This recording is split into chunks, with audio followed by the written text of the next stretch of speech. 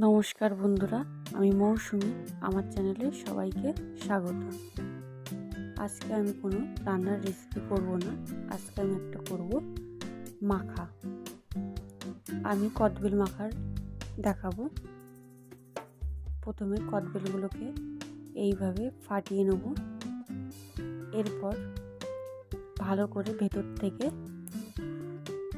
শাঁসটাকে বের করে নেব। তারপর একটা হামানদিস্তার এরকম করে ভালো করে থেতলে নেব। এটা আসলে কাঁচা আছে বলে এরকম দেখাচ্ছে। এরপর ভালো করে থেতলে নিয়ে এর মধ্যে দিয়ে দেবো কিছু কাঁচা লঙ্কা আর কাসুন্দি দিলে ভালো হয়। আমার কাছে কাসুন্দি ছিল না, সেই জন্য আমি সর্ষেটাকে অল্প একটু বেটে এর মধ্যে দিয়ে দিয়েছি। আর দিয়ে দেবো স্বাদ মতো লবণ, চিনি। আপনারা চাইলে আরও অনেক কিছু অ্যাড করতে পারেন, আমি এইটুকু দিয়েই করলাম। এরপর ভালো করে এইভাবে মেখে নেব। দারুণ খেতে।